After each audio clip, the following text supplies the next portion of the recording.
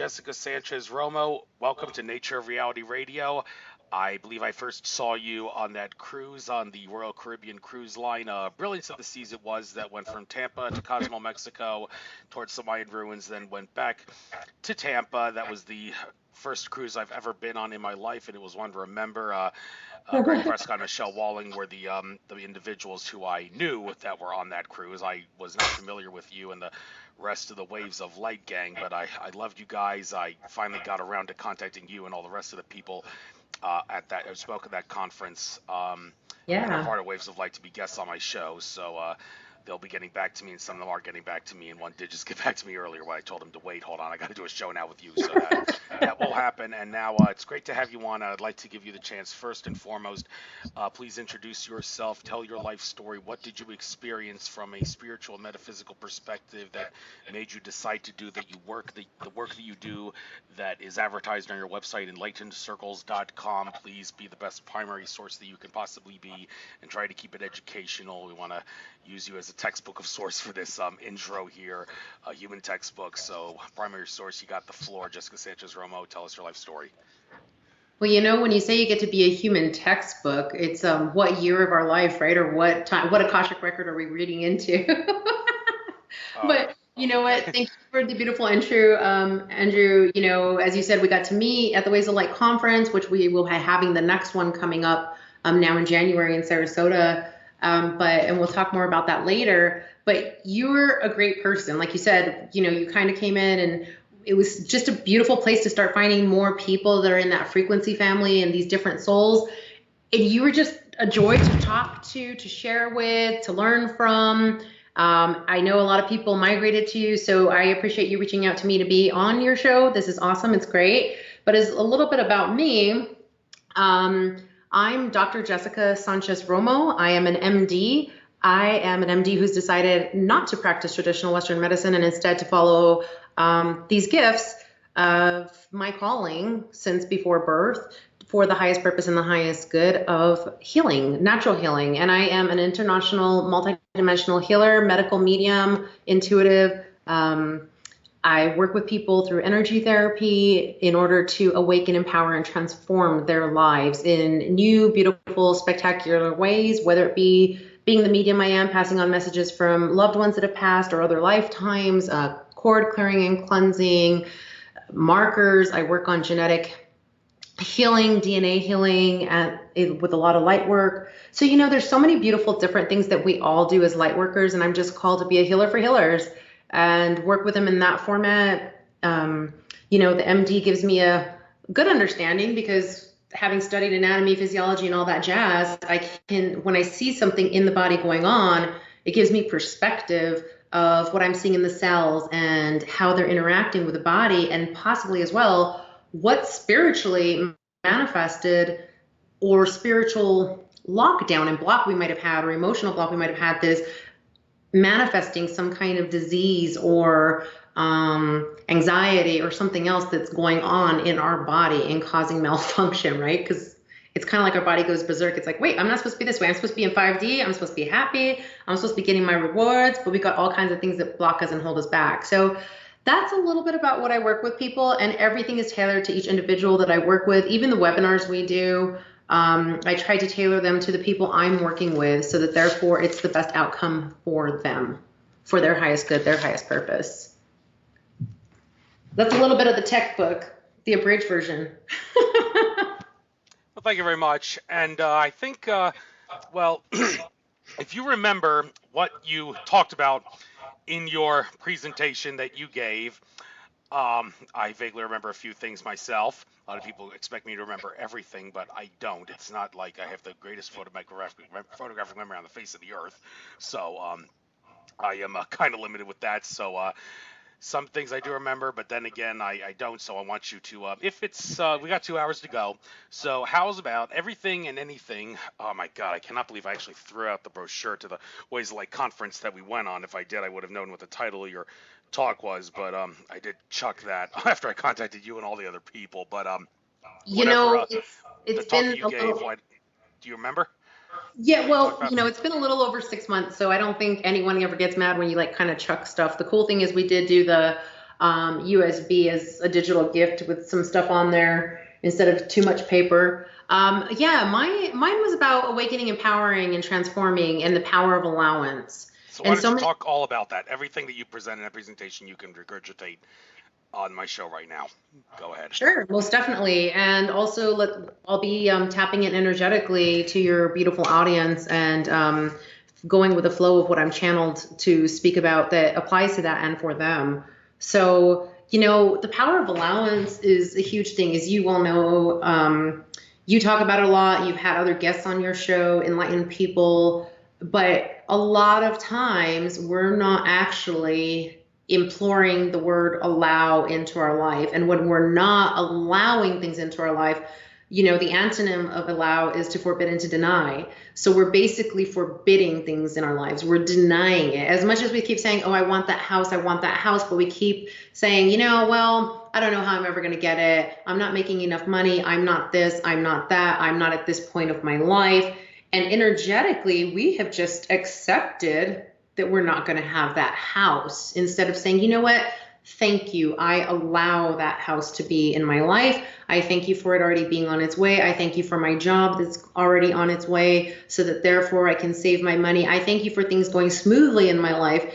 So, the power of allowance is huge. I've got cancer, and instead we go into a negative point of thinking I'm never going to be able to live. I'm not going to live more than 5 years. I'm not going to do this. I'm not going to do that.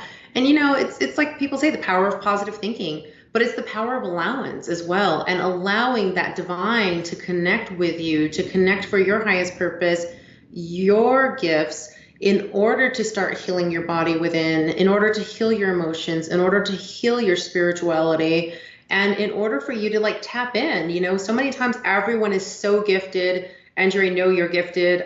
There was things you were sharing with people, and I loved watching people at these conferences that we do come together and start sharing their gifts.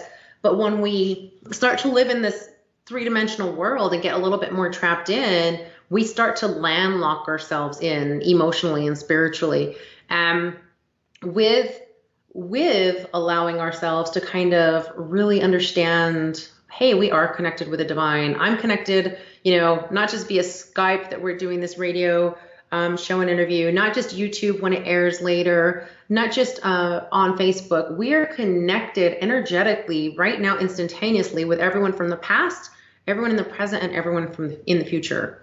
And all of our souls are interlinked, the trees, everything that's life, we're all energetically connected. And that has a humongous, humongous power. And as we start to allow and accept that into ourselves, into our body, we can start to feel it, and we can start to connect with nature. We can start to connect with our souls. We can start to connect with the souls of others and allow things to work a lot smoother, and our gifts to come in, ourselves to do the, if you're a medium, doing the readings and being more connected and understanding the messages and not having to question it. If you're a healer, you're able to pass that energy without passing your energy and just pass that divine energy through.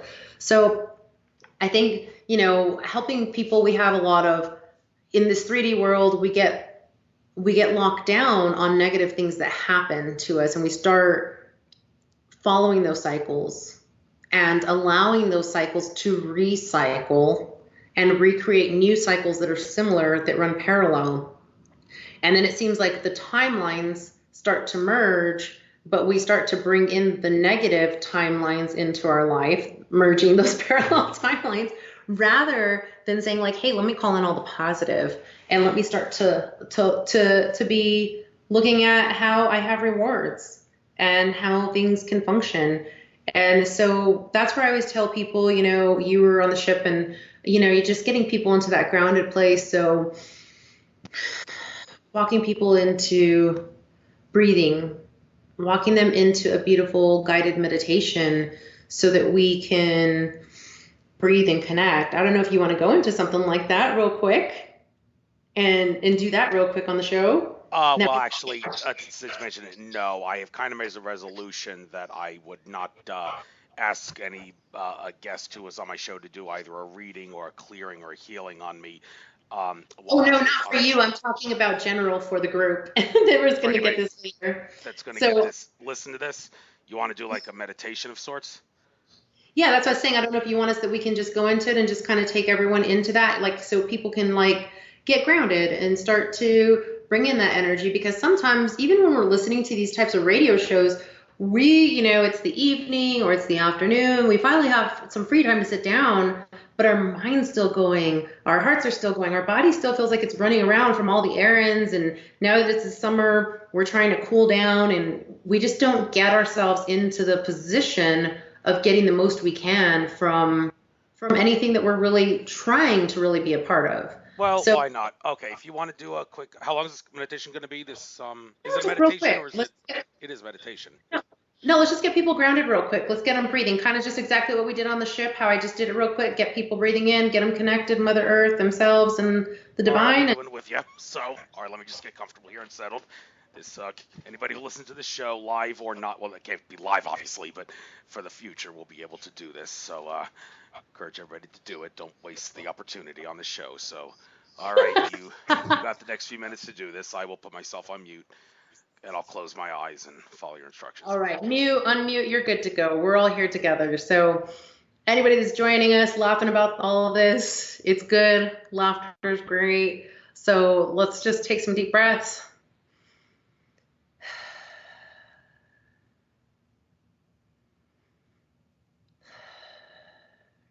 Release all that negativity of our day, release all that negativity of the week. We've had a bunch of astrological things going on.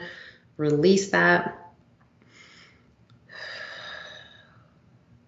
Release the confusion. As you bring that in, just bring in that divine light from above into your crown chakra, into the top of your head, letting it come from source, whatever source is for you, bringing that in. And just like the air goes into your lungs, let that energy come into your lungs and let it go to your heart. Just like the air exchanges.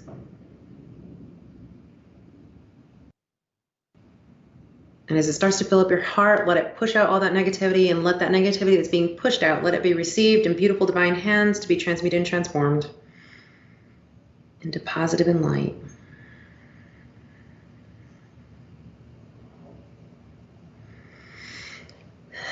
Deep breath. And those of you that have been having back pains and neck pains these last few weeks and months, just the way that our heart pumps blood to our body, let it pump this light energy, this divine energy out to your body, up your shoulders, down your arms, down your back, releasing any cords of negativity, anything that's going on in your body, letting it go out the bottom of your feet to Mother Earth.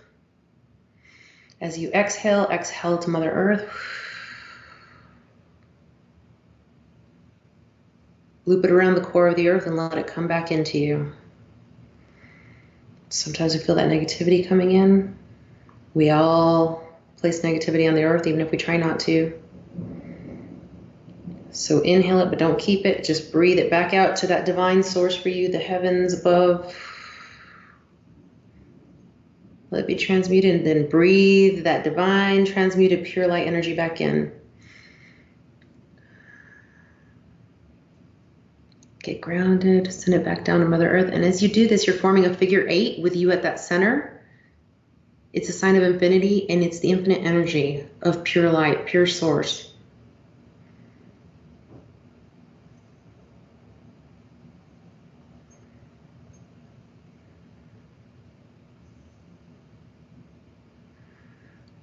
As we each start to feel that negativity get kicked out, and you just feel that cycle getting complete, you can feel yourself really coming into getting grounded and pulling that circle tight.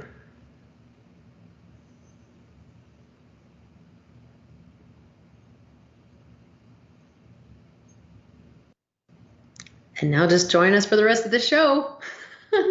And a happy day for whatever you're doing. And it's really easy later when you're at work to just, the more you start doing it and you start feeling it, it comes in quicker. And you could be at work, you can be somewhere else, and you don't even need to run to the bathroom to have a private moment to kind of get grounded. You could do it real quick at your desk, right when you feel like you're about to lose it.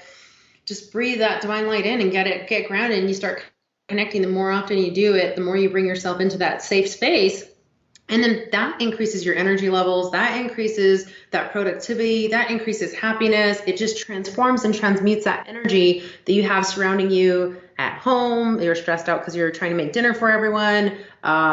Your boss is on top of you and everyone below you is on top of you trying to get you to get things done. And sometimes we just need to like really get grounded and give it a nice drop kick, like a football, and kick it as far as we can. And as we do that, when it goes and it makes that field goal, it just gets transmuted and transformed. And what does everyone feel when they get to score at soccer, volleyball?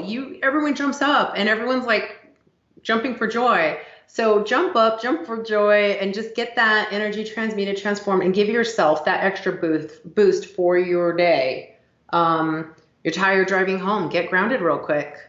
So let that positive energy in and get you, instead of a buzz of coffee or something like that going, a Monster, Rain, whatever the different energy drinks that are out there, get yourself a spiritual jolt, and get yourself going. Get yourself going. So it's a great thing. It's a great thing to do. And from there, each one of us can start to tap into, and that's one of the things we were talking about at the conference, at the Conscious Conference, the Waves of Light Conscious Conference. We were talking, everyone in their own format, in their own way, we're all talking about getting in touch with things. And one of the things I like to tell people is it doesn't really matter necessarily always what I say, what anyone else says. It's what resonates with you. So listen to as many possible people as you can. Let your heart get inspired. Let your soul get inspired, and take what resonates with you and empower that. Don't disregard everything else that might not resonate. Like, let it be there for learning processes, for good or for bad. But then it just helps you be a stronger you, as we are all coming out into this new dimensional energy. Some of us want to jump up there and we're already there, and some of us are like having a hard time getting there, and some of us are like feeling like we're getting left behind and we're just not sure quite why. But I'm sure you get it all the time, Andrew, where you get questions from people, especially with your different radio shows, and people feeling like, what the heck is going on right now? I've been having chaos and craziness in my life, and I'm just not sure exactly why. And there's been so many amazing things that are going on, that we are just going through these cycles, and it's actually just cycles of completion, so that we can actually go ahead and release old cycles from past lives, from this lifetime, complete karma. That way we really can take that step in through. And we just celebrating the Lion's Gate astrologically now, important in the Mayan and Incan time as well, their new year. And this is taking us into 2020 right now. This momentum right now is already taking us into 2020. So, as we kind of come together in arms, energetic arms of light and peace, I just try to highly encourage everyone, get in touch with yourself. And then that way, as you're there, you can start taking everyone else into it too, leading by example. I don't know, you've always got that happy voice, and you've always got that, you were always bubbly when we were there. In fact, we were just mentioning you yesterday. We were talking from the Waves of Light group, and we were saying, yeah, Andrew, he was like all bubbly and so nice, and it was great to have him there. So, when you get to be around people like you and other people, it brings us up to new levels, and we can rise with our vibrations higher into a new way and a new format. And like for me, although I work with clients one-on-one, I do these different webinars, it doesn't mean that I don't make sure to continue to do my daily work. Whatever I might notice between my husband and I and our relationship. Okay, what do I do to be better with my mom, my dad, my family, with friends, clients, anything? Just kind of take it in, everything in for lessons, journal, write it down, physically acknowledge it in your mind, I always tell people, I love to say, don't have time to journal, but you're driving home, just voice text it real quick as you're walking down to the car or something, and then that way we get to learn our little lessons along the way. We get to listen to our angels, we get to listen to our guardians, we get to listen to our guides. And I think that's hugely, hugely important in order to allow ourselves to understand our divinity, our little universe within ourselves. very, very good advice and a good session there. And moving on to some of the things you've talked about here, you mentioned the negative timeline versus positive timeline thing. That sort of ties into a recent video I watched yesterday with Magenta Pixie talking about this. I did upload a link to the video on the Nature of Reality Radio Facebook group because I thought the information there was pretty pertinent and pretty important because it did a good job of trying to make sense of the whole thing from an individual versus collective consciousness standpoint, and also tried to clear up all the confusion that people have regarding how can I change the world by changing my individual consciousness, or is that even possible? Is that a bad way of looking at it?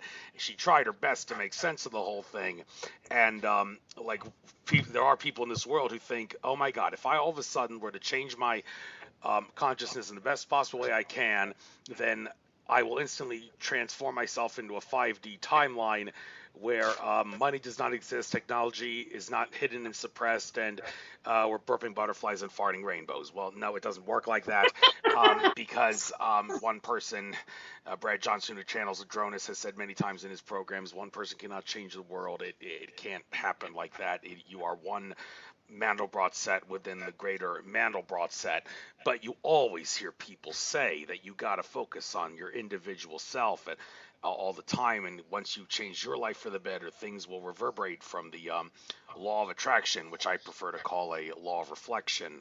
And but the biggest question about this is, I think that I've struggled with anyway, is to what extent should I focus on trying to affect things in the outside world rather than my personal spirit and physical body, because you could make the argument that everything you are hearing, perceiving with the five senses and the other senses that you may be blessed to use, you still have to affect those things outside of you because they are part of you because you're infinite. But some say that it's not a good idea to worry too much about that because then you're going to lose touch with yourself. So how do you make sense of this confusing aspect of focusing on yourself versus focusing that which is out in the world to try to change your life and other people's lives for the better?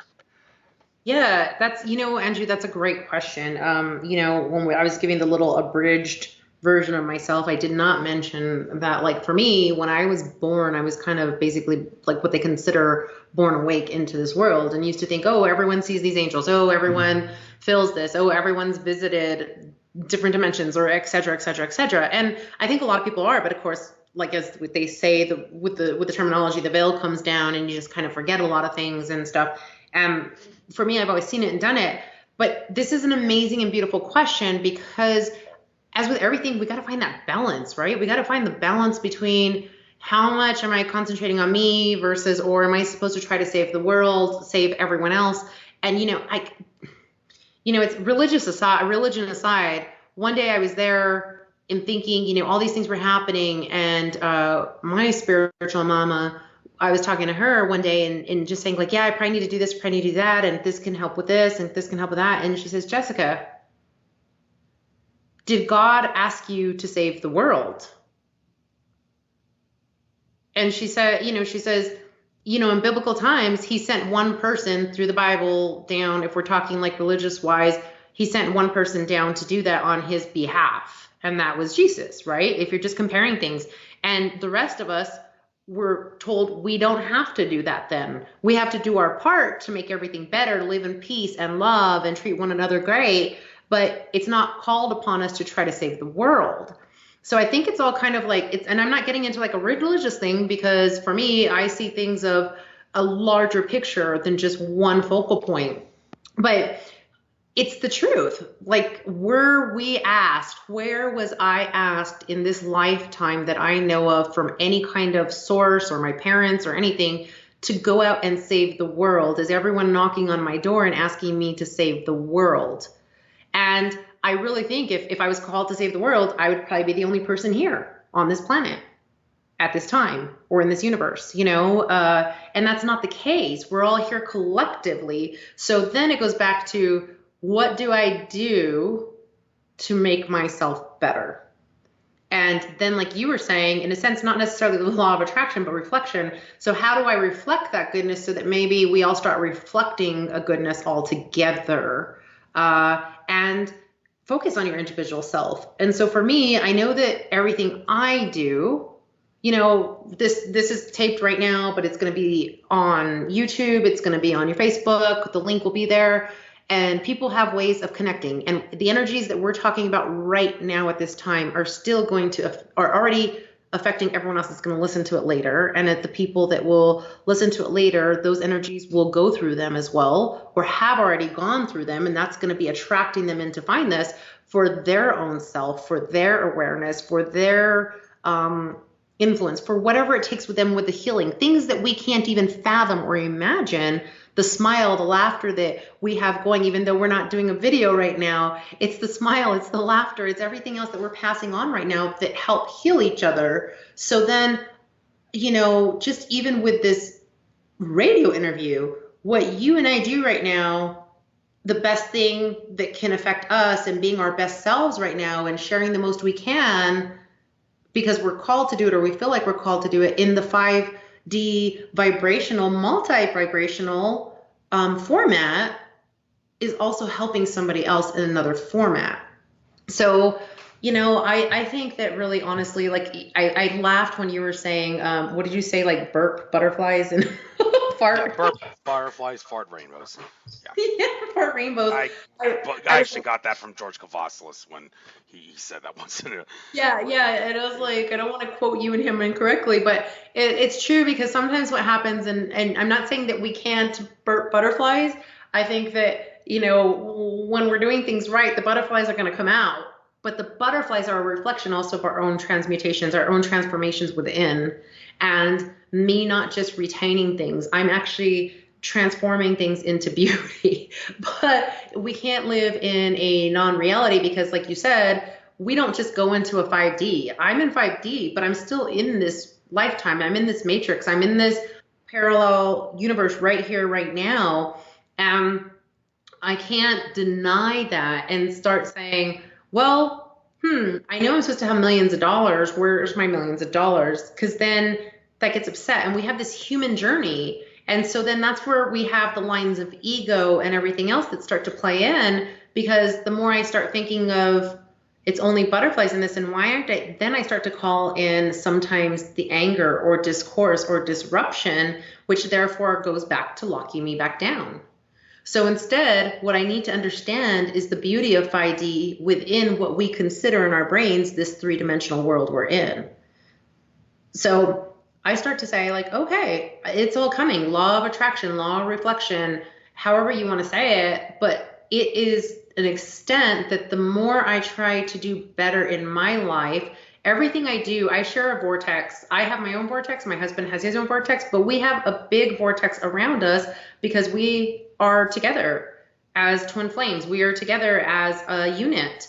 And so what I do does affect him. What he does affect me. So yes, there is things that we do that affect others, which therefore have this reciprocal effect, right? If I get him angry, he's angry, so then he might not be so nice to the next person, vice versa. So we got a domino effect kind of going on. So the more I can do doesn't mean I need to bow down to him and do everything to make him happy. I need to be whole within me. I need to follow my calling. He needs to follow his calling, but we also need to know how to get it to vibrate in rhythm with each other. And then if something doesn't, then I need, and it runs into my personal vortex, I need to say, like, you know what?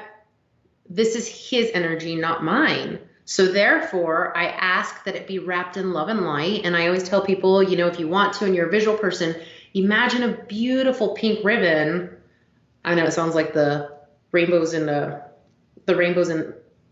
butterflies we were talking about earlier in that cynical point. But if you're a visual person, imagine a beautiful pink ribbon of unconditional love wrapping around that situation and wrapping around them. And just instead of getting angry, ask for it to be enclosed in a bubble. Ask for it to be spherically enclosed in a safety protective bubble so that it's not really bothering you, but it's not going back to them. A lot of people would always say, I always would hear people, and I'm not saying anyone's wrong in their thoughts or their ways, but a lot of people say when negativity comes at you, imagine yourself being a mirror, and so that therefore it just reflects right back at them and it goes to them. And I go one step forward and I say, no, if you're going to put up a wall, don't let it be a mirror. Let it be an invisible wall. So anything that's supposed to pass through, it passes through to you for the highest good and highest purpose. So you can have your own lessons, because within people's negativity, sometimes it's because we actually took an action that caused their reaction, and we need to learn from that as well. So we can't always get angry at other people's negativity that comes to us, but what we have to say is, okay, let me evaluate this negativity. What came through probably came through for the highest purpose and highest good. If I've been calling in protection every day, if I've been asking for it to be around me, what came through then most likely is for my highest purpose, my highest good. What's my lesson in it? Okay, thank you. What I don't realize now, maybe journal it down or say, please show me the lesson later. But right now, I'm upset with this negativity. It's bothering me. I don't like it. So I ask for it to be placed in a protective sphere and let it be transmuted and transformed into something positive, wrap it up in unconditional love, and send it back that way. So now, instead of being a mirror where you're just letting that negativity reflect and bounce right off the mirror, the bow and arrow comes at you, but it goes right back at them and then it hits them. Well, that just creates more negativity. So now you've just fed the monster of negativity some more food. So that just goes creating. But if you shoot it back with love, unconditional love, and asking divine sources, guardians, angels, whatever works for you, those divine sources allow that energy in that 5D dimension, bounce it back with love, unconditional love. And so now, guess what? That big monster, if you were thinking of a scary dragon that breathes fire in people's minds of medieval times, now it just got hit with something that put out the fire, and now we got Puff the Magic Dragon, happy and excited. So that's how we can start to do things with ourselves that also affect others, in a positive way. And the more we all start to say, okay, I need to put my ego aside, which is not always to do. There's also good ego. It keeps us in check, but I can put some of these things aside and quit looking at everyone's negativity as something bad towards me. Let me figure out my lessons and learn from them and then build upon that. But let me just send the unconditional love to the person in need, the person that deserves it. Because maybe, you know what? There might not be somebody out there sending them that unconditional love, their spouse, their child, their mom, their father, a coworker. And that's how, by focusing on yourself and making yourself better, by an extra award, we are assisting everyone else in moving into 5D or into a better place, and not blocking yourself down by, we always get caught up in vocabulary. I love, the way that you state things sometimes, because you put this cynical little twist on it and a reality comes through. But sometimes we get so caught up in terminology that it has to be this way or it has to be that way. It's only 3D or it's only 5D. Who said that those rules are exactly that way? There's so many of us that are coming down with channeled messages, but there's not one message that's always exactly the same. So take what resonates with you and build upon that so that you can get better. You can be moving into 5D, or if you're already in 5D, you can finally acknowledge it. Or let's call it 20D, multidimensional D. So that we're not getting caught up, because so many people that I've been working with or I've seen, a lot of their question is, how do I know if I'm in 5D? And sometimes you just got to sit back and say, the fact is that you've been so fearful of not going into 5D. By you doing that, you've been living in 5D. You didn't even notice it because you're so worried that you're still in 3D. You're never moving into that 5-dimensional rainbow and butterfly time, and you're not seeing them all around you. You didn't see that you just got a new job promotion. You didn't see that a pregnancy you thought was not going to be great went so smoothly. You're not seeing how all these beautiful energies are already working upon you because you're so worried and fearful that we're stuck in 3-dimensional, and that's what's calling it back in. So that's those cords pulling us back down, and we get to be anchored down to 3D because we're stuck in terminology, vocabulary, or thinking it has to be a certain way. So I like to tell people just, hey, sometimes we just got to go with the flow, sit back, relax, trust your instinct, trust your guides, trust your spiritual guides, trust your soul, trust the souls around you that the divine is placing into your life. It's important. If I didn't trust my husband, with his insight, although, as you know, and many people that know, he's a former Marine and retired police officer. He looks at things in a different format. He's very spiritual. He's a guardian that came down to this planet, this earth, to be protecting us all in a 3D dimensional manner, but he's very spiritual. He doesn't even see how gifted he is so many times. But if I don't trust his soul, if I don't trust his instincts, I then am denying the reason that he finally came into my life. I'm denying all these things that he's trying to show me and awaken me to, because I was stuck in my world.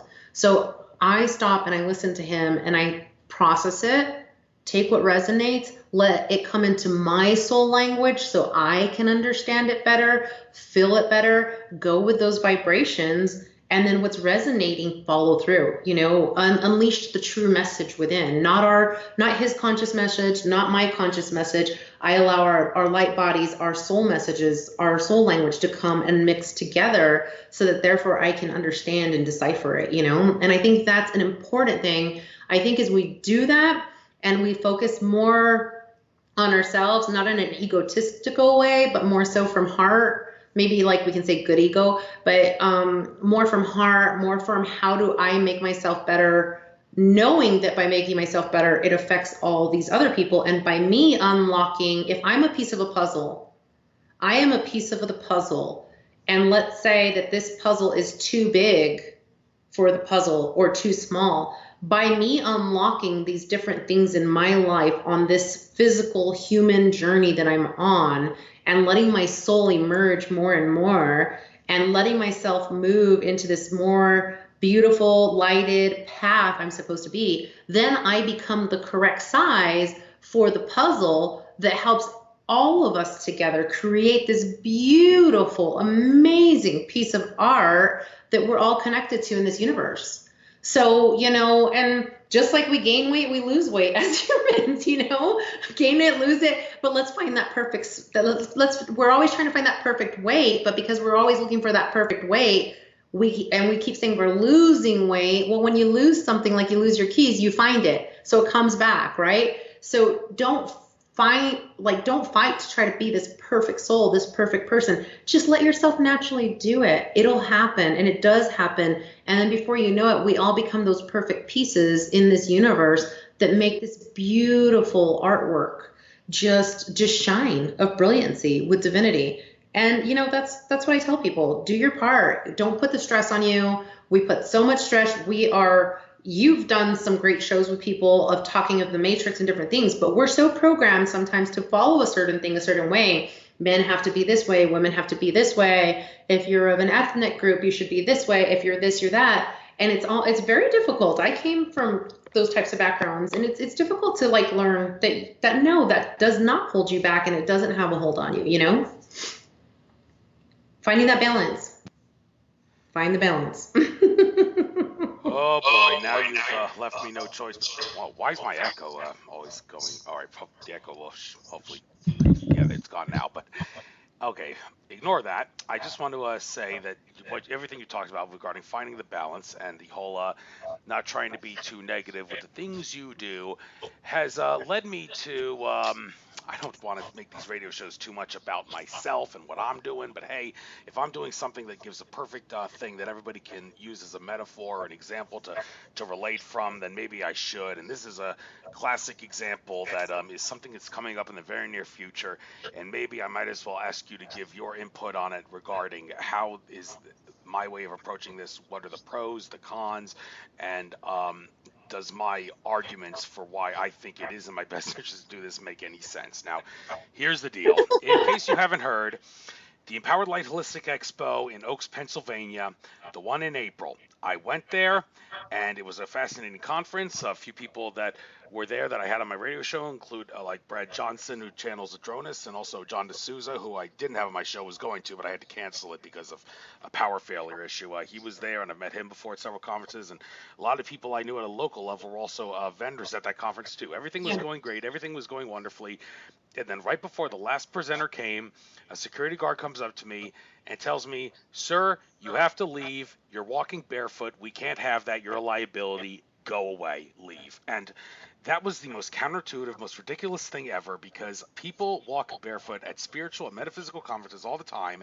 The idea that someone could actually get kicked out on liability concerns was ridiculous. So the last thing I did before leaving was tell the security guard, "You're number one," with the wrong finger, and then I left, and then I proceeded to the next day contact Sue Greenwald, who ran that conference, and ask her, "Okay, at what point did it seem appropriate to kick me out of the conference right before the last presentation for not having shoes on, when, first of all, people go barefoot at conferences like that all the time, and I had been barefoot at the conference the whole freaking day before then, as well as the day Yeah. before, and nothing happened. So what's your problem?" And she asserted that some people in the audience were complaining about me. I assert those people that were complaining about me were crying over spilled milk, because the people at the conference that was presenting said that we could make it interactive, the audience members could talk.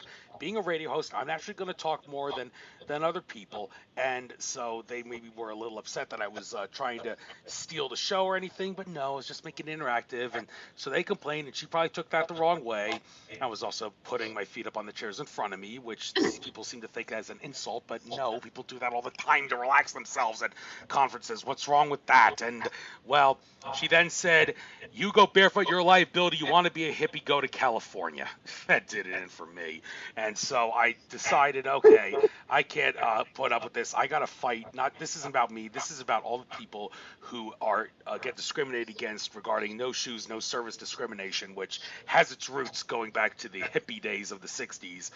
You can make the argument that a lot of the no shoes, no service stuff that you see in the America nowadays, which is supposed Yeah. to be a free and liberating country, has its roots to the anti-hippie and the hippie stereotypes that we saw from back in the 60s. And I sort of became a victim of that. And now I'm thinking what I got to do is, when the Empowered Life Holistic Expo comes on in September, the first weekend in September, it's going to be, I got to go there with a protest sign that says going barefoot at spiritual conferences is okay, and I got to bring my bullhorn with me to make my statement clear, and I got to bring the case law that shows I have the right to do this, and I got to make it clear that if you guys arrest me, it's going to be egg in your face, because I've had everybody that's spoken at this conference pretty much on my radio show. A lot of people that speak at this conference know me, and you're going to look really bad, and the police are going to look really bad if you arrest me for doing this. So I think that, I'm saying, again, this is not about me. This is about everybody who's been discriminated against, and this is for fighting for all the people who try to make the most out of spiritual conferences. And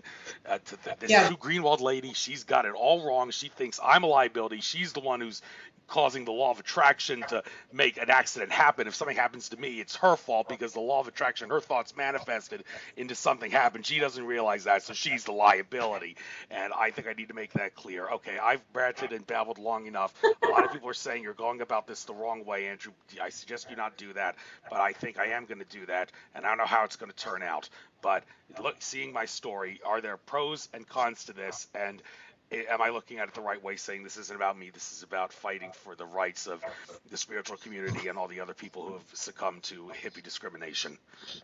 Yeah. So, okay, like, you have a multifaceted question, obviously. And it does have many pros. It does have cons, obviously, to what happened. Speaking of you being on the Waves of Light Conscious Conference, it happened to be on a cruise last year. This year it's going to be at the Lido Beach Resort Hotel. It's going to be January 17th through the 19th in Sarasota, Florida. And it's a hotel. I remember you were all over the cruise, and you were barefoot. I do remember you being barefoot while you were there. I remember you putting your feet up, and I do know that, like, I know there's people that, like, get grossed out by feet, especially if they're up on chairs, because the same way they get grossed out by shoes being on chairs, because people go to the bathroom, people walk all over, and then you track that onto upholstery or other things. So when they see that, I think a lot of people, that might be like where a lot of people go, just like you were outside working in doing certain things, and now you're with your hands eating food that everyone's touching. Wash your hands, or if you take your feet out of your shoes and then put them up, maybe different story. So I know those thoughts, I know those feelings. So I can understand where they were saying, like, there were people upset about it, a little bit, whatever their feelings were, that they were couldn't. Okay, we're in this three-dimensional world, free speech. They have the right to say their feelings as well about the whole feet thing. Security guard liability, I'm going to go on it and say, technically, insurance-wise, hotels don't let people walk around barefoot because they don't know who has dropped a glass, had a broken glass, and they see it as a liability because your feet can get cut. So they always tell everyone, put your shoes on unless you're at the pool or in your room. I've seen that happen. I remember it happening to me. I wasn't necessarily walking around because it was a spiritual conference. I just had to run down. I was barefoot, and they didn't want me in like the hotel lobbies and elevators because people go up and down with the drinks. Now, I would say if this person that you're talking to that was running it, if she was approached because of the facilities and the facility people in charge said, hey, we have a problem or issue with this because it's a liability concern. This is something in our contract. This is something that we have written with everybody has a insurance company that covers them. And that's what sometimes the insurance company requires in order for that hotel or facility to be covered with insurance, that you see those things, you see those risks.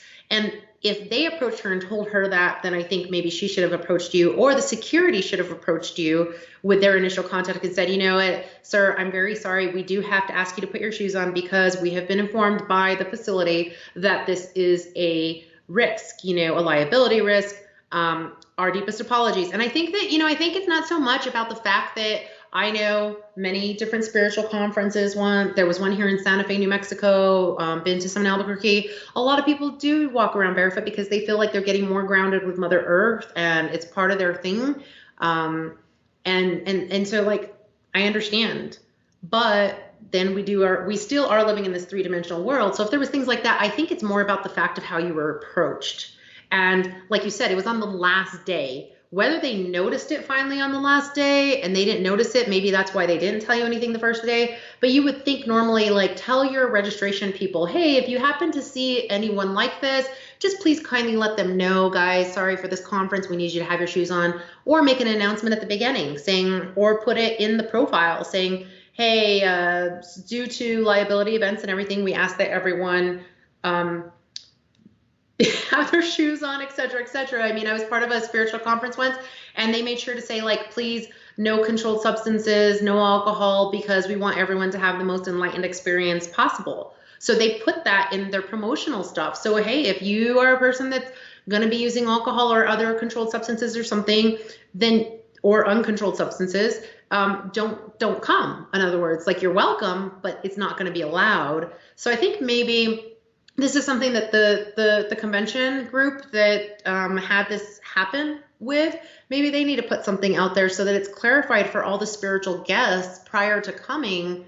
Guys, due to liability issues, everyone is asked to have their feet, I think it's kind of a catch-22, honest kind of thing. I think the sad part is energetically what occurred has a lot of negativity wrapped around it. And that's where, for you, Andrew, I think that obviously I can't tell you what to do or what not to do. It's all about you and what resonates with you and what's that answer within your deep self, your deep soul, or anyone else that's listening to this that has ever been put into some kind of situation. I've been in situations like that myself, and it's kind of like, okay, do I go say something? Do I go do something about it? Do I not? Do I stand up and fight for the people? But then at the same time, if it doesn't really bother everyone else, why am I taking my time, my effort, and everything else trying to think I'm standing up for the people when the people don't even care?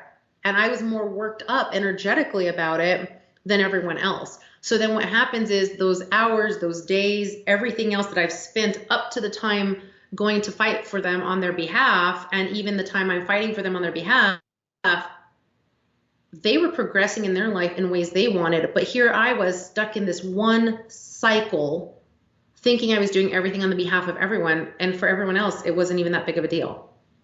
And I've done that numerous times in my life, standing up for people, going to fight for the little man, going to fight for other people. And for them, it wasn't even that big a deal, nor did you ever get the thanks. So I say, evaluate it. How much time and energy are you going to be putting into this? How much energy are you even putting into it now, remembering it, going through it? Is it worth it? Is it going to go somewhere? Or by talking about it on this radio show, have you brought enough awareness that hopefully even by us saying, hey guys, for your next conference, please put it out there. Please, due to security risks or whatever, wear your shoes. You know, like we're going to be having this conference at Lido Beach Resort in Sarasota. It's on the beach. It's on the beach. So obviously there's going to be a lot of people barefoot, but I don't know if they're going to have a sign before you enter the hotel. You know, like when you go to beach resorts or something, a lot of times they'll say like shoes and tops required. Like you can't come in just in your bathing suit topless. So then, you know, that's their rules. Maybe they have liabilities. Being an MD, I know the health risks, like in a place, no rest, no shirts, no service, no shoes, no shirts, no service in a food establishment.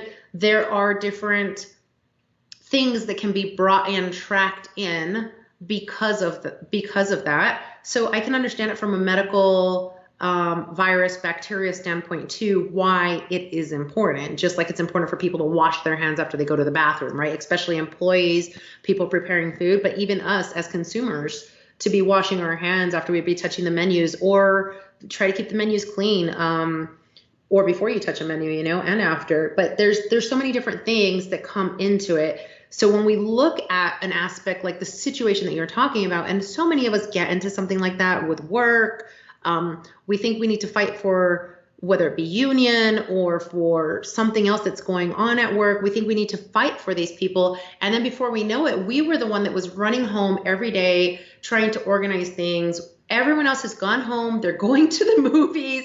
They're enjoying their kids. They're doing stuff on Facebook. They're just having fun with their day. They're going bowling. They're doing all kinds of stuff. And here we were going and doing this and doing that. And then on the day of, we still have a problem organizing them, or they don't bring what they were supposed to bring. They don't do what they're supposed to do.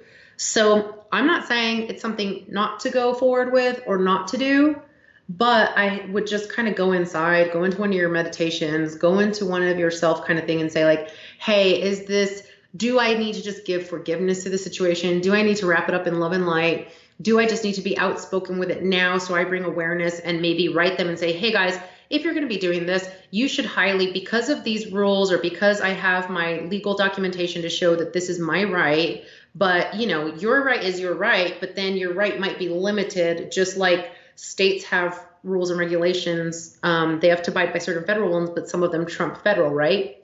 So then each establishment has their own rules and regulations. So if it's because of establishments rules or something, then you need to make everyone aware. So everyone is on the same playing field and there's not surprises. Someone else is not hurt. You're not subjected to lawsuits, civil lawsuits or other things. And you don't have chaos and craziness being raised that's going to give your guys a negative outlook. You had great vendors. You had great speakers. I've had some of them on the show. I've supported you, but I would ask you support me. And one great way you could support me is either by making me aware, which you should have done the first time, or in a polite way, make others aware, please, so that no one else has to go through this embarrassment, feel like their character is being infringed upon, who I am and my rights. I felt like if I was being demeaned, because that's the kind of vibrations I got as you were explaining your story, and that's hard. And the difficult thing is to come back and say, what lessons did I learn from it and what do I need to do with it? So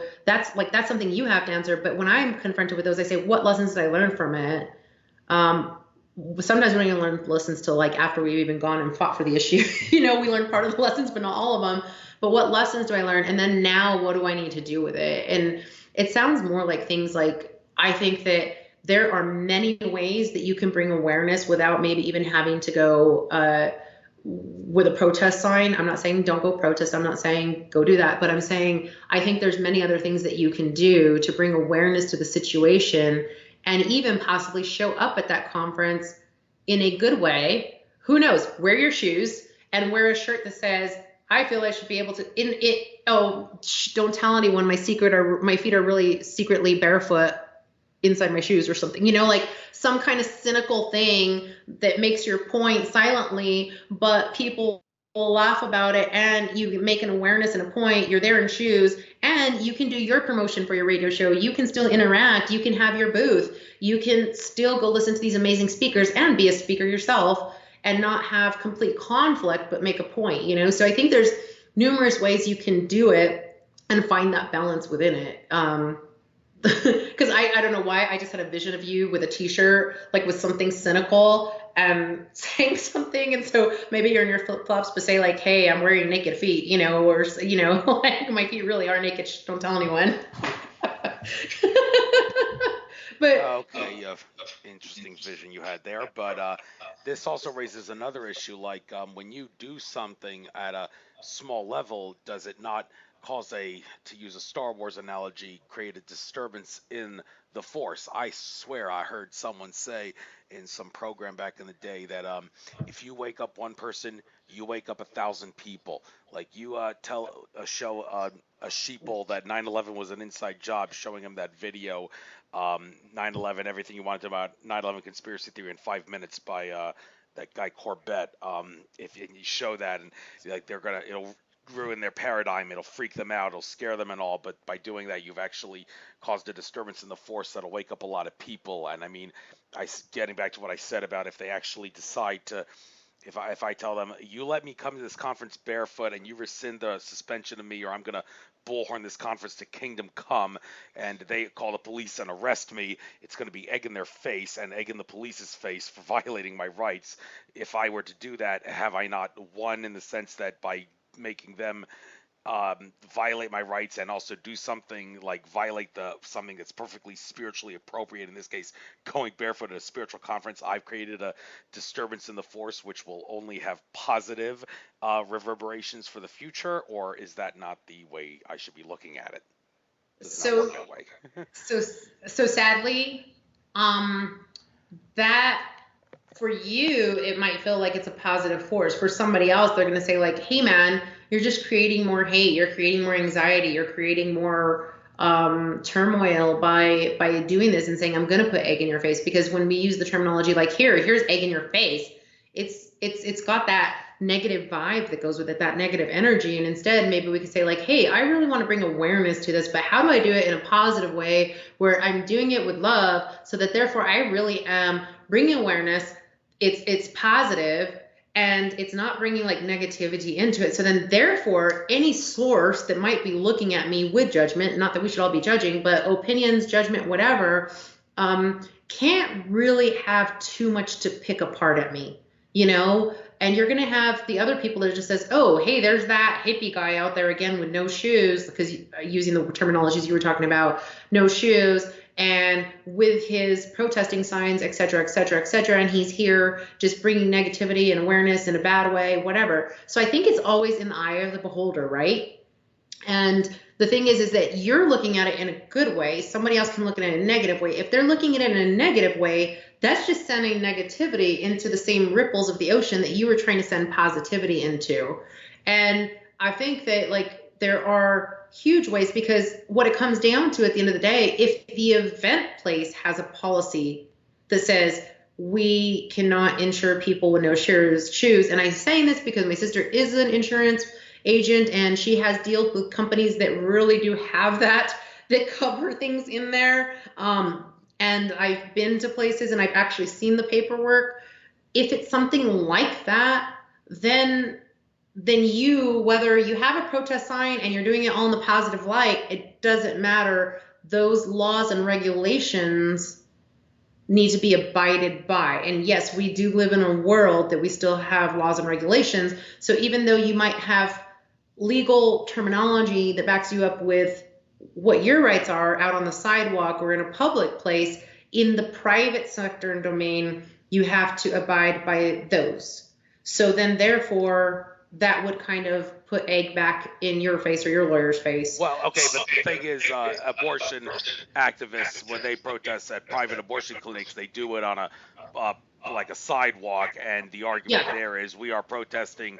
We're not protesting on private property. We're protesting on public property towards a private event, which is protected by the First Amendment. So that's what I'm saying. There. You might be on a safe place where you're protesting, But what you're protesting is against the fact that they don't let people with shoes bare feet into that facility, to that conference, and they should be able to. But if they actually have laws and regulations in place in that facility, then it's kind of contradictory in a sense to do that, right? I'm not saying that your message isn't correct. I'm just saying that you wouldn't be able to do it anyways because legally it couldn't happen in that facility. So it's just kind of then, am I making too much noise in the wrong way when could I do bigger things because you have a great radio show, you have a lot of followers. Can I instead start, if I go with my shoes on, flip-flops, it's the closest I can get, wear those naked little, those little tennis shoes, track shoes that have the toes, and put some kind of cynical shirt remark on there that's like, doesn't cross the lines, but it does cross the lines. Be there, do your thing, but more so promote other events that do support people being there and do allow people to be there without being in California and having to be shipped out to California, but that do support people, that do allow people to walk around spiritually, feeling they're grounded and doing the best for them, because at the end of the day, it's good for them. And it's a great question for me now, and I'm glad you're bringing this up. We really didn't have that many people at the Conscious Conference last time walking around barefoot, but it's a great question now that you're bringing this situation up. Thank you, thank you, thank you, thank you so much, because I'm going to reach out to the facilities, the hotel facilities, and say like, hey, question mark, you guys are on the beach. Do you allow barefoot people to be walking around the hotel, or are they limited areas? Therefore, when we have our opening ceremony, of course they let people, I know they always let people take their shoes off, like right when they're sitting there and things like that. In conference rooms, people do it all the time. You see it happen. Maybe they're not walking about, but if that's the case, then we can say, hey guys, we know a lot of you guys like to get barefoot, but we just want to say because of the facility we're at, you can be barefoot on the beach, you can be barefoot at the pool, you could be barefoot in these areas, et cetera, while you're in here in the conference room.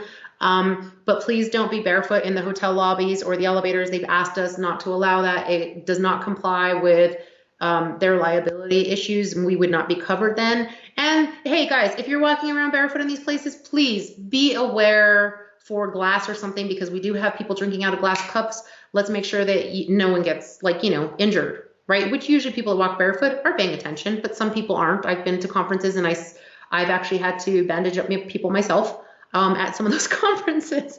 So, I'm glad you're bringing this up, because now it makes someone else, as a conference facilitator myself, to make sure I'm aware to ask those types of questions so they don't go with oversight and someone is not in your situation. But from your side of the story of how you said it, I probably would have handled it a little bit different in making you aware, because the ship never told anything to you that you needed to be putting your shoes on. So we figured, hey, it's okay with them.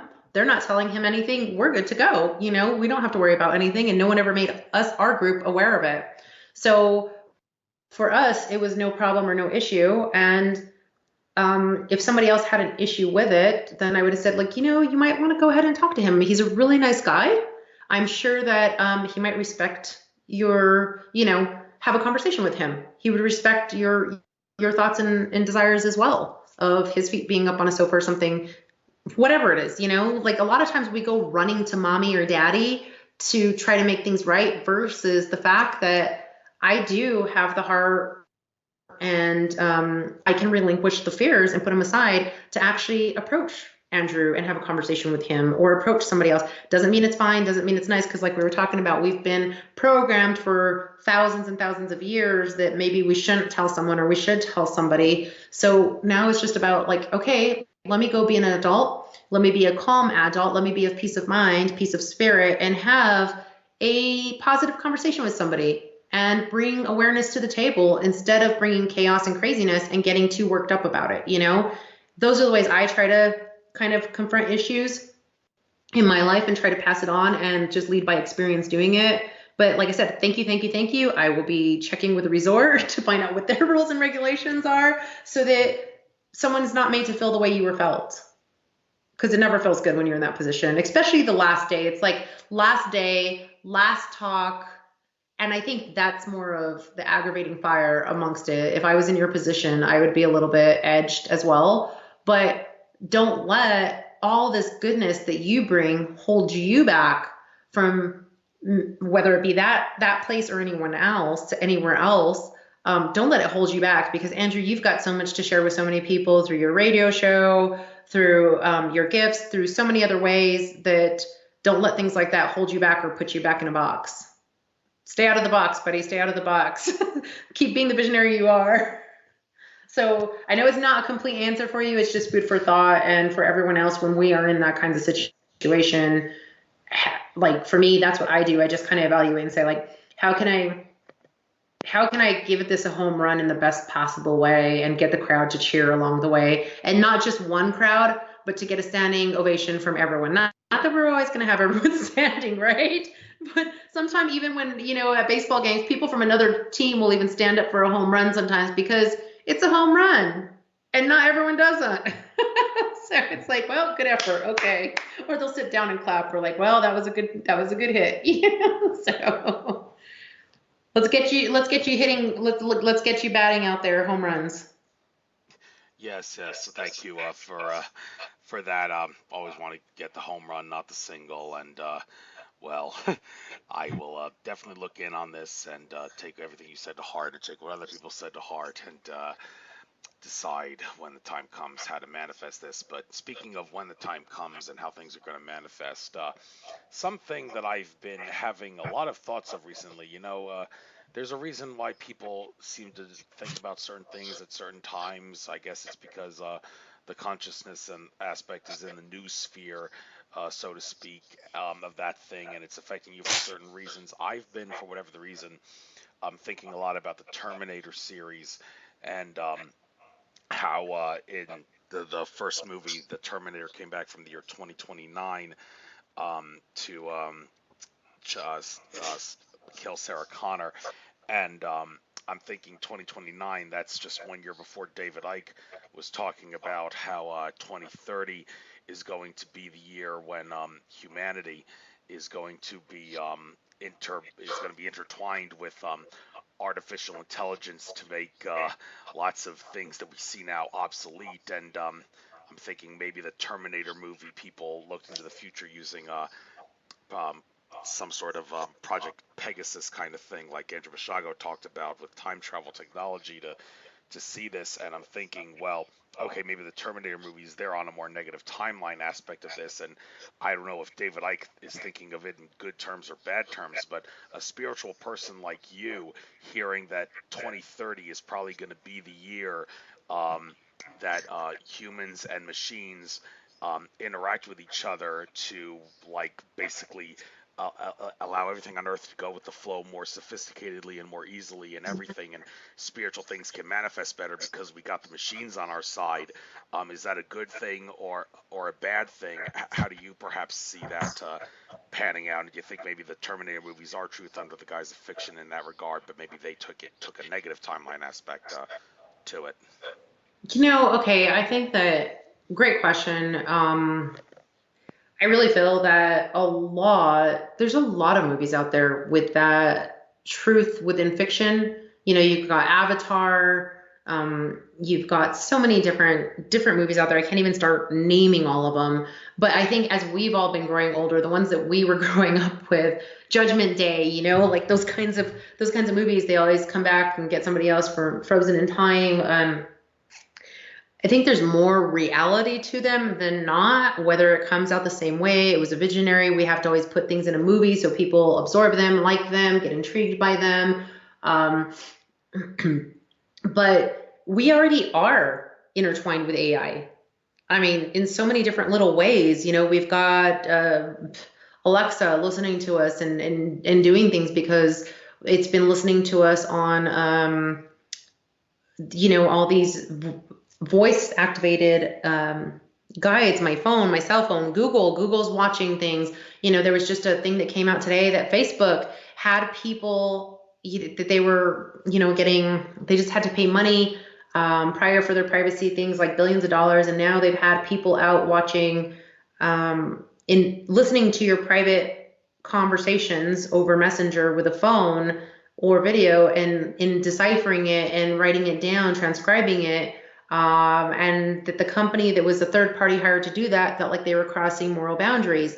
But certain things are already kind of intertwining with us in different ways. Prosthetics, nanoscience, it's all intertwining already with us in an AI. And I saw a movie, I don't remember where, so I'm not going to quote exactly everything from it. I don't remember who the title, but it was a movie a friend of mine put out, and it was with AI, but how AI was going to be used, like these little drones that we use, and everyone's flying drones now, delivery packages and stuff. But these are going to deliver, these were to deliver, to shoot people, or to deliver things, or to deliver gas. So, there's ways that AI can interact in a good way with us, but there are also ways that, yes, they might be using them for military, and there's a bunch of these little mini drones that go and can effectively aim at their target and fire. But in the wrong hands, in the wrong human hands, we can easily write programs to utilize them against the innocent, against good people. So where does you're talking about, is it only good? Is it only bad? Right now at this point, it still is really interactive with us of how we are programming and creating these as humans. So this is where it really goes back to even the question you asked prior, how much are we doing things to try to save the world, and how much do we do with ourselves? If I'm not concentrating on myself, and I'm a programmer, and I'm not concentrating on the good, or what resonates in the good of the highest purpose, highest good for humanity and everything else, I'm probably going to be letting a lot of ego come in, and or what I was taught, how I was programmed by teachers or by other people's thoughts, other people's feelings, mentally, emotionally programmed, instead of listening to the soul higher consciousness. And therefore, inadvertently, innocently, in a certain way, through an innocent ignorance, I am going to be creating something that would negatively affect humankind, and I didn't even think about it. You think about hairspray. Everyone loved the hairspray, but we didn't know how it was really going to, affect our environment. So then here goes this big, huge, mega issue going on later in life, and after the 80s, and we all used Aquanet or whatever it was. So no CFCs and this and that, and refrigerators, how we did refrigerators. So we're always looking at things later in a past tense. Oh my gosh, how did we do that? It really affected humanity in a negative way. And we're always sometimes thinking we're doing things for the right reasons, but we're not looking at how it can have a negative effect. Taking care of my brothers when I was young, I thought I was doing something right, but I didn't realize certain things I was doing maybe weren't the best way of taking care of my brother and my sisters, and my sister and my brothers, and I could have done it better. So later in life, I've been able to change that, change me, change how I am, change how I interact with them. So I know that that's not like, well, that's not AI, but it is, because if I don't learn from those things, then I transfer that into the artificial intelligence. I transfer that, what I have not worked on in me, I transfer that energy into that computer. I transfer that energy into that drone. I transfer that energy into something else, because everything has energy. Everything has energy. And the same protons and neutrons that are bouncing through us are simultaneously on the other side of the earth, on the other side of the planet, throughout the universe. One strand of DNA can wrap around the whole entire world. All the DNA in our body can wrap across the whole entire universe. So you can't sit there and tell me that we're not connected in some way. If you want to look at it physics, if you want to look at it through science, if you want to look at it spiritually, we're all connected. And that means that along the way, we're touching computers. Along the way, wrapping around this earth, we're touching ground, we're touching trees, we're touching everything. With the speaker microphone that I'm talking into right now, the camera that's on my computer, everything is connected. Everything has energy, and everything taps into it. So we just really need to make sure that, we've had where the world in 2000, we thought it was all the computers were going to crash. Everything was going to come to an end. Then we can't sit here thinking 2029 is going to be it, 2030 is going to be it. I'm not saying it's not going to be it. That's, Sarah Connor, the first round is going to come try to kill Sarah Connor in 2029. Not saying that David Icke is not right in seeing 2030, because everyone sees their different visions, and all the way we're supposed to be receiving these messages, because we're supposed to be receiving these messages so that I can receive a message that helps awaken me, helps me understand 2030 is not that far away. 2030 is less than 10 years away. So I need to start getting myself in gear if I'm going to look at it that way. And it's not because of 2030. It's not because of fear and anxiety. I just need to understand that, hey, life is life. I don't know when I'm going to die.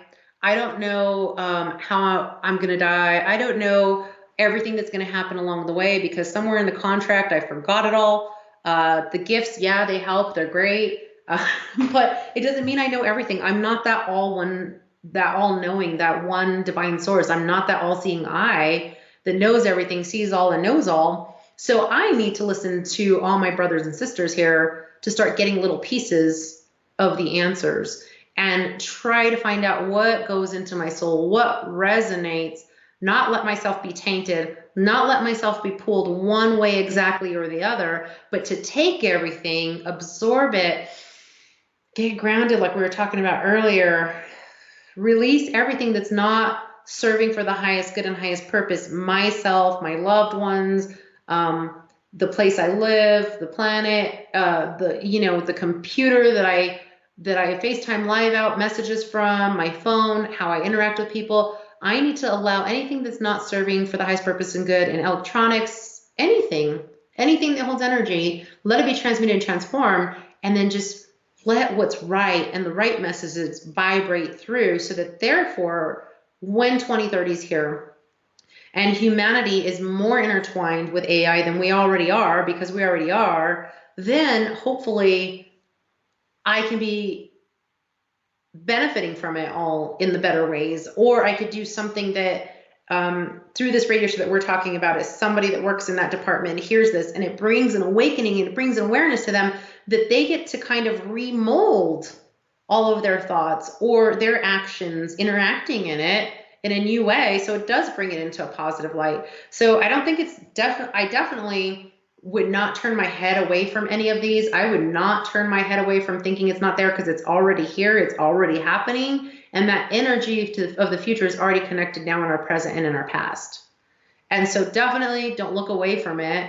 Don't freak out about it, but just figure out, how can I be the best of everything today, considering all of the possibilities of the future, knowing the past, but also just mostly focusing on today and going with that flow and that energy. How can I be the best of today? Because tomorrow is always today.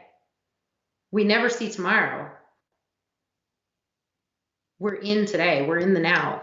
So visionary, sure, we see certain things psychically. I see things psychically. Time travel things, yeah, sure, been there. But we all still like hold that little vibration to put, the butterfly effect into the ripples. And so let's all do not a butterfly effect of fears and anxieties. Let's do that butterfly effect of transmutation, like the butterfly is supposed to stand for, the spiritual metaphor of a butterfly, and make it something beautiful and great,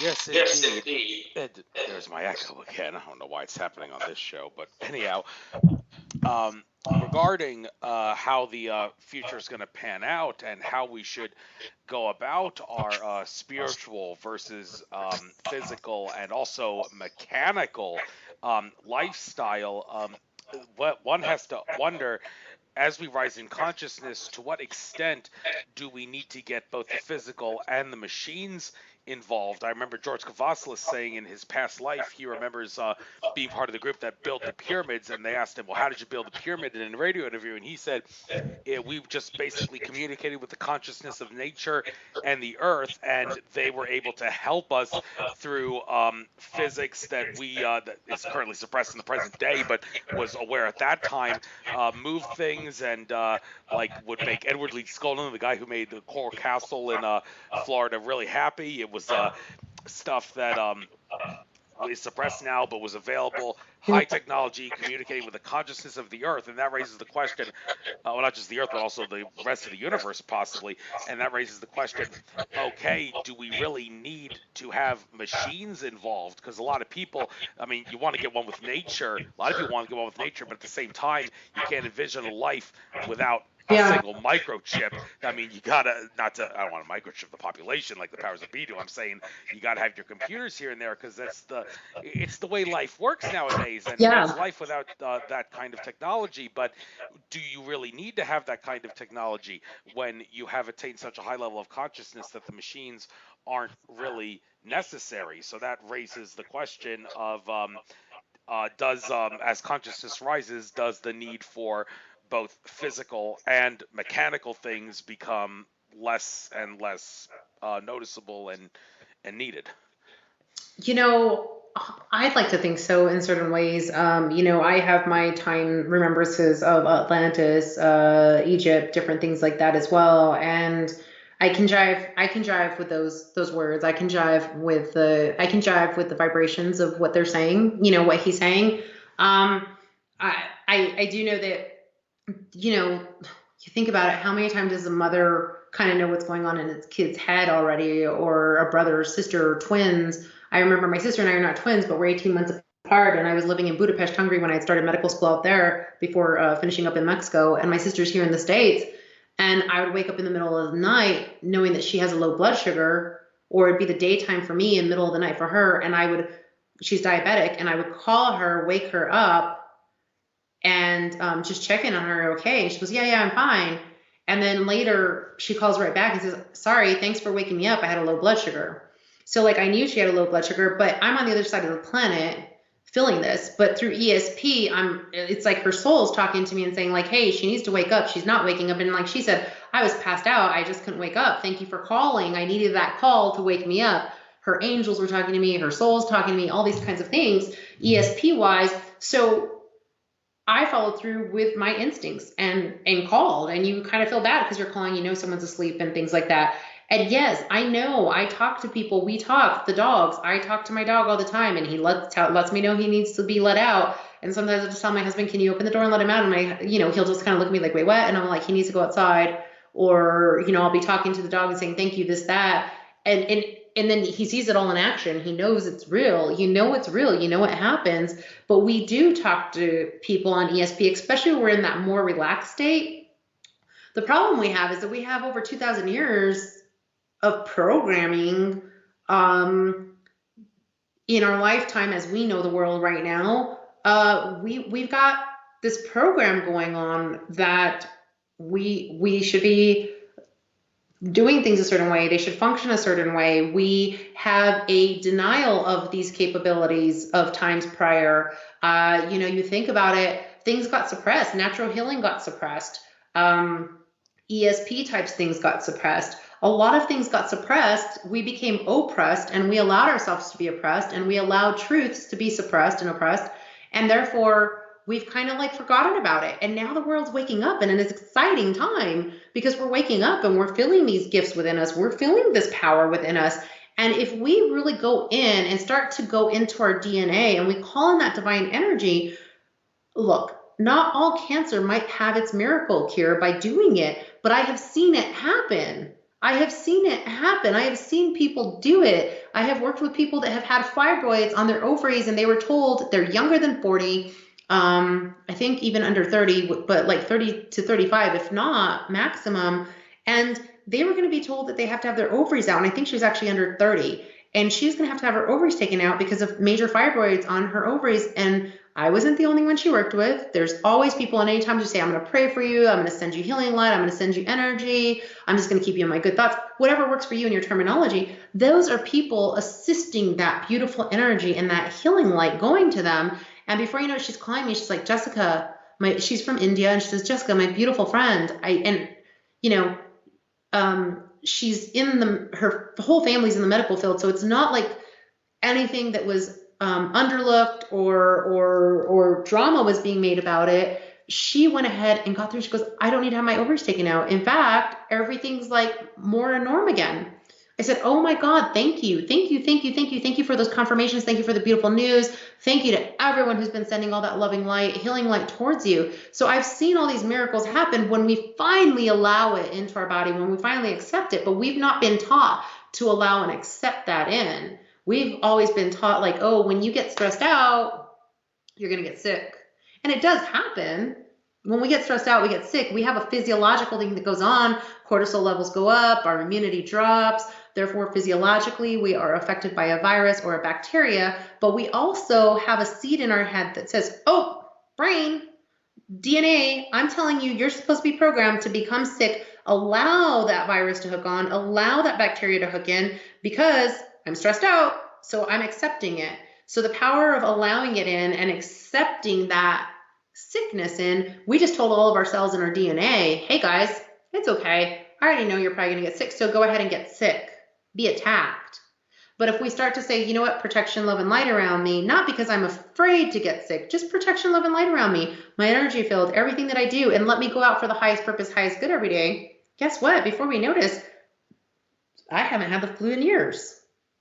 You know, I'm not afraid of the flu. I'm not thinking I'm going to get it, but I don't get the flu. I haven't gotten sick. I used to be, never had been, my grandfather was a smoker, never had allergies or asthma to it, never had asthma as I was growing up. As I got gifted and started going through my, as I've always been gifted, but as like things started going and my ascension symptoms started coming in, then I started developing more allergies, the whole 5D versus 3D thing. But also part of it is I ended up with an allergy with a sense to smoke, cigarette smoke, or other chemicals caused like immediate asthma attacks. My voice cords would inflame, my lungs started shutting down, you couldn't talk. And now, as I've been able to work through things and allow a lot of healing light to go there, a lot of healing energy and everything else, I was able to recently go to a local casino that they were having a fundraiser event at and walk into it without stroking out and having to walk out and get my EpiPen or go to the hospital. So you can actually have these transformations. My husband's kind of like thinking like, oh my gosh, are we going to have to leave? Are we going to have to leave? And he's looking at me like, are you sure you're okay? Are you sure you're okay? Because he's seen me have to hit the ground and have to go to get a nebulizer and be like with an EpiPen. So for him to see that transformation and that healing, that's a huge thing too. Like to be witness to something of seeing people grow through these things. So it really can happen. And therefore, yes, I agree. In certain ways, we won't really need that AI, but until we are okay and we don't live in our fears and anxieties thinking that we have to rely upon them for everything, then yes, we need to find the ways to bring them in the right balanced manner for the highest good, the highest intention, so that therefore we can use them for all the beautiful things. Just like now, I'm not going to say I don't use a computer. I use it. I love the fact that we have so much reality being shared and real things being shared with so many because of the internet. Because of the way we can freely share information or thoughts or ideas. And this is leading to a huge awakening of us all, but they are things we need, tools we use in this human sense, in this human time era, to start connecting and to start figuring out how we can grow upon that in not just maybe artificial ways, but within our own spiritual ways, within our own physical ways, so that maybe we won't be so reliant upon them as well for the future. So yeah, I think it's a balance right now. I think we're definitely a balance, but I could see how we don't need them or how we haven't needed them in the past. I've lived in those times. I have those memories of those times. And it was things of like the times of Atlantis. I easily remember, call it a dream, call it whatever you want to, but I remember using sujilai. I remember using diamonds, and they would just be the stones that would power everything. And from there, the little, call it a futuristic little car that we were riding in around that had its not even top open necessary. We could float if we needed to float or do what we needed to do, but you just get on these and go, and you just put it in and power, and here you go. And because we were embracing all the energy, the metaphysical part of the earth, we were embracing all the metaphysical part of everything out there. We were honoring it. We were honoring the spiritual time and everything, and it all just functioned. It all just functioned. That's good to hear that it happened in the past, so it can certainly happen again. We just have to find a way to get it out there, of course, the fact that technology is being hidden from us is not making things any easier, and it really does disturb me, I must say, that there are a lot of ET councils out there who think that humans are not capable of handling the truth, so we have to do things bit by bit, little by little, because it's going to be too much of a shock to the system if we do it all at once. I'm kind of upset that that's the way it's going to have to be, because it makes me think I'm going through all this trouble to get all this truth out, and you're telling me because my humans are fearful and paradigmatic and stupid on planet Earth, I have to wait a long time for this. It drives me crazy. But well, on a other note, there's some, I guess you should have a positive mindset to it. Among other things, I mean, you said you're an MD, and I'm currently still working a 9 to 5 job as a clerk in my mother's ophthalmology office. I don't get any nepotism benefits, mind you. It's the hardest job in the office, being the file room clerk, backbreaking and all, filing and pulling charts and all. But one thing I'm thinking about is becoming like when my mother and the current administrator retires, maybe I can carry on the legacy to become the practice administrator. But I'm thinking, will that even be necessary? Is it very possible that in the near future, or maybe not so near future, we will have Dr. Rife technologies and all other things finally revealed out to the public that will make MDs obsolete and will finally be able to make people heal. So I don't have to be administrator for the business because the business won't be needed anymore. So that's a crazy way of looking at it, but hey, you got to look at it that way some regards. So do you have any comments on that way of looking at the future? Well, I can understand your frustrations. Sometimes you feel like, okay, I'm doing all this stuff, but why do we have to wait? Why do we have to wait? Why do we have to wait? We could do this right now. And I think really honestly, the human mind, the human spirit is always more ready than what anybody else thinks we are ready for. Call it councils, call it ourselves, call it humanity, call it whatever. I really think that we are more ready than what we think we are, just like children. You treat a child like a child, then they're going to act like a child. If you treat them like something with responsibility, you still need to allow them to have the growth and have the freedom and the joys of being a child, but you could still give them the choices, give them, show them a lot of truth, show them a lot of things in a loving way. We've been so fearful that we've pulled back so much from children. It's not that we're going to stress them out. We don't need to be putting all the stresses on them, but we can do it in loving ways. The fact of the matter is we conceive it as stressful. We conceive it as this, and we don't know how to deal with things in a positive way. So yes, then we think children shouldn't do that. So then we start to think we can't do things as well. We think we can't do things at this point in our life, so we need to have this transition. So I don't think it's fair. I don't think it's fair for councils or anything else. Call it the politics here of our ages, of our countries, that maybe that they shouldn't always try to figure out what's right for us to know or not know. But at the same time, I will say, as humans, we haven't always been ready to listen to things either. And when we aren't ready to listen to things, instead of listening, we start to riot, we start to do different things, we start to picket, we start to do all kinds of different things, and we don't listen to the message. So sometimes when messages have been gifted to us, we deny it.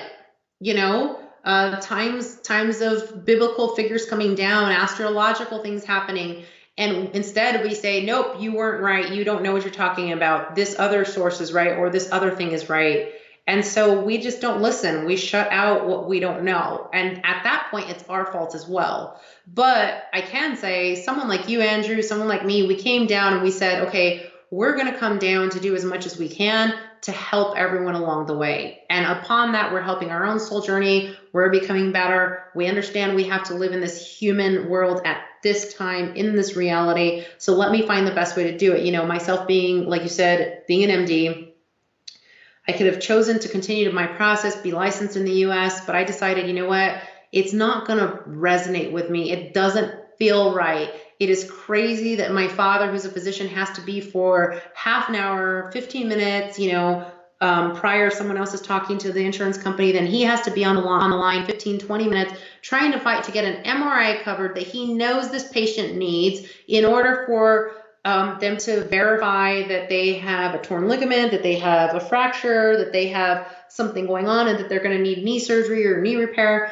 and the insurance won't cover it. And they're telling him what he can or cannot do after more than 30 years of education. Starting at 5 years old, you start your education career to be a physician. You know, your mom, she started at 5 years old to do what she does with the ophthalmology and everything else. And business administrators, my mom runs the office, and they're fighting this whole time somebody saying, no, you cannot do this, when they're the ones that developed the education in order to make that decision along with the patient, because it's not the physician or provider that makes the decision, it's the patient, obviously, at the end of the day, that makes it, but to give them all the information. But then, I'm sorry, I gave you the information, but I can't even get anything done for you.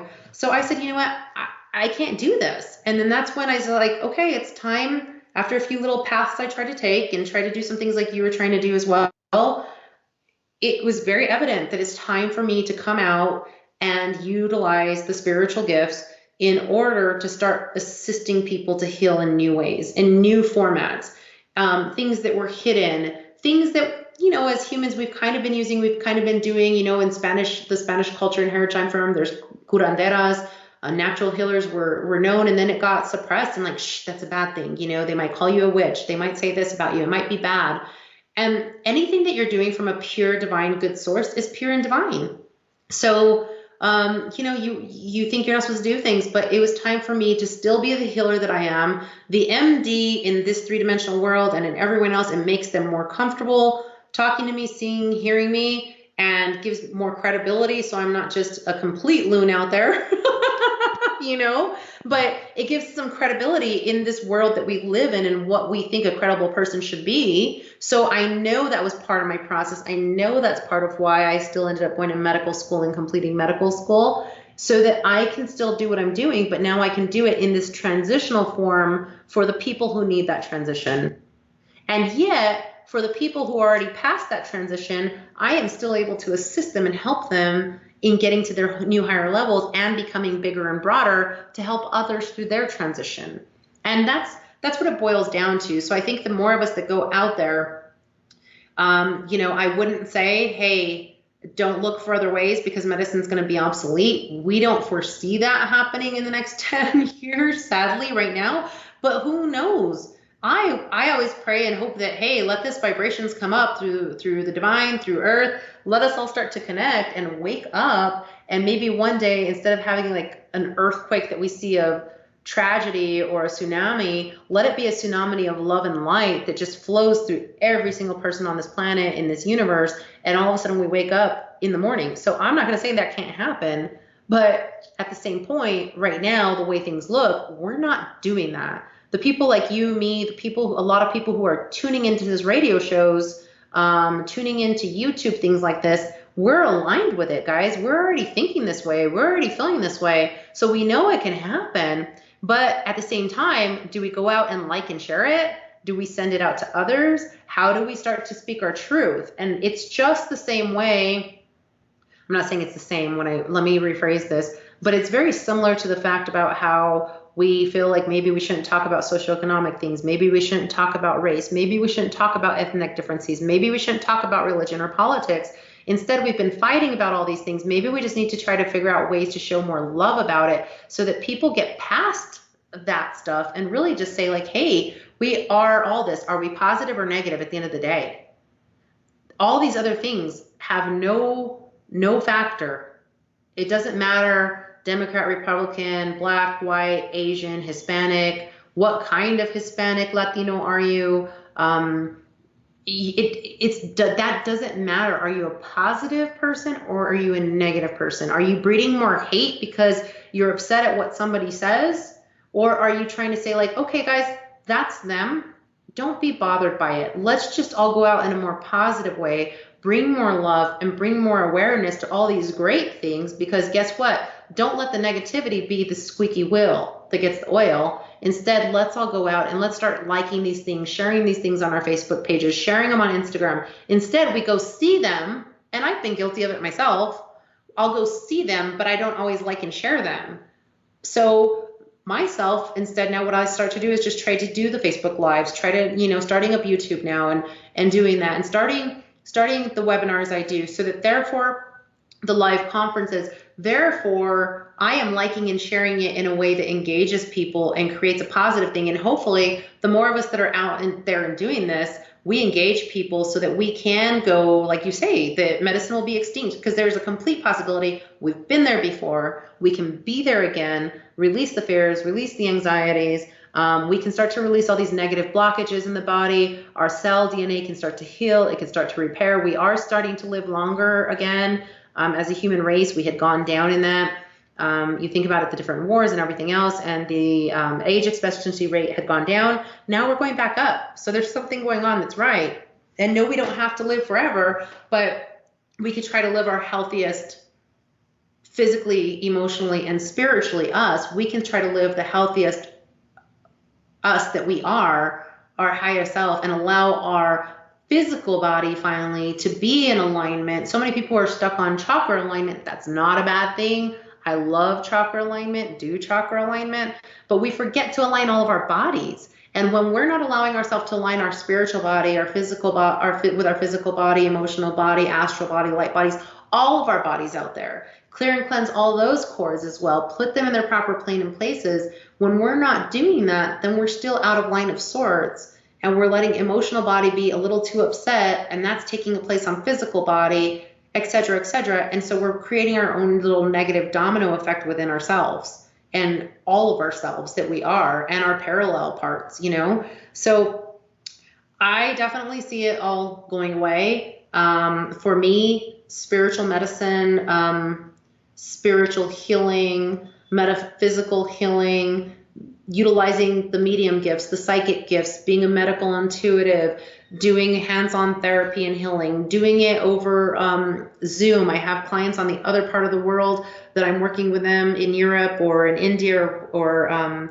Japan, and I can feel what's going on in their bodies. So by me being able to feel what's going on in their bodies, knowing, receiving all the messages from all my angels, from all the guardians and guides, call them whatever you want to work for you. You have your soul language and your physical language, but all of these different beautiful divine sources, by working with them, working with all these gifts, and working with the person I'm working with, I can see things in their body, I can feel things in their body, and I can help them to resolve those issues. And more so, I can help them to learn how to start healing themselves and working within themselves to do it. But they have to, that goes back to what we started with earlier, that power of allowance, so that they awaken within themselves, they empower themselves, and they transform themselves within. And as they go and do this, they can take all these tips and tools to continue with their lifetime, to try to share with others, to share with the next generations. And we don't hide it anymore. We don't hide it anymore. There's so many things that were even hidden from me and my family when I was coming up, the spiritually gifted people within my family.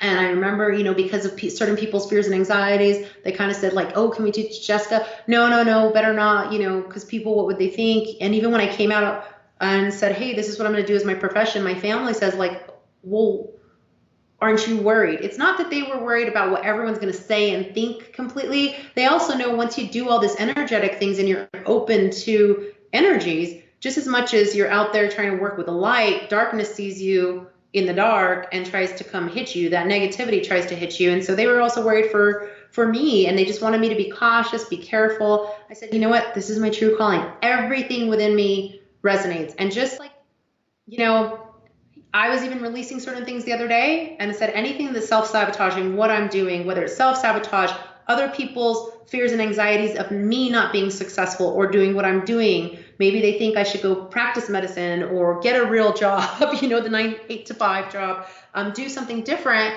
And how are you going to pay off medical school, et cetera, et cetera. All their fears and anxieties inadvertently might be affecting me. But as I release it, then guess what? I got a text message to be on a radio show. And then less than 24 hours later, you reached out to me and said, hey, Jessica, would you like to be on my radio show? And I was like, there it is. See, it's just more confirmations. I'm on my right path. I'm doing the right thing I'm supposed to be doing. And every one of you that's listening to this right now, please take this as a confirmation for you that if you are doing something positive, you are on your right path. Go out, just get grounded, figure out how you are supposed to do it. You could be a janitor and go clean a school. And I thank you for doing that, because we all need beautiful, clean schools. But janitors can go and clean a school physically, They can clean a school emotionally, spiritually, and everything else. And those janitors that are out there silently doing it, work office places, everything else, and they're spiritual light workers, everyone comes always to that school and says, man, this is the cleanest school I've ever seen. They don't realize what they're seeing subconsciously and in their higher self is actually honoring that work that soul, that light worker was doing, more than just the physical picking up trash and mopping floors and cleaning bathrooms. They are out there doing their light work in a beautiful way so that those kids have a safe, protected place, which is all of our next generation of light workers. They have a safe, protected place to come in and learn what they need to learn in a more balanced way, as well as it helps their teachers to come in and maybe not be so affected by all of the outside views. So, I think definitely, again, yes, medicine can be obsolete. We can heal. The more we realize that we don't even need to be sick, the less we will become sick. So we don't even need to heal. We can actually just live in our beautiful state that we're meant to live in. And there's a lot of different people out there. There's a lot of people that have spoken on this, but I know it's true. I know it works. I've seen it work in my own body. I've seen it work in so many others' bodies. And I've seen people get less and less affected. So tune into your body, tune into your spirit, tune into everything around you, take your messages. You keep seeing an animal, listen to your gardens, your guides.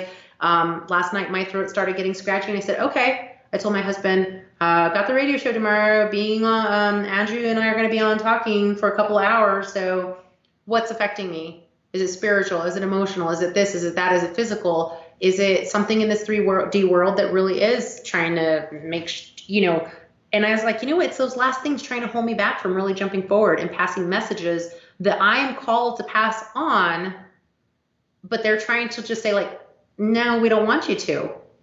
And that's what you're saying. It's unfair of them to try to keep saying people aren't ready. We are ready. And guess what? My voice sounds good today. It sounds good tonight.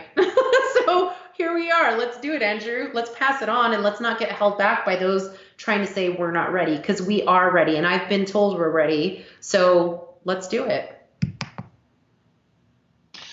Yes, indeed. Got some bad thunderstorms coming through my area. Luckily, the power didn't go out, so still there, and we've only got about 5 minutes left. So I guess give you the chance now. Why don't you get out anything you like, and to end this show, and I guess you can do a sales pitch for your work and the things that you do, and also the conference. I'm not going to be able to make it.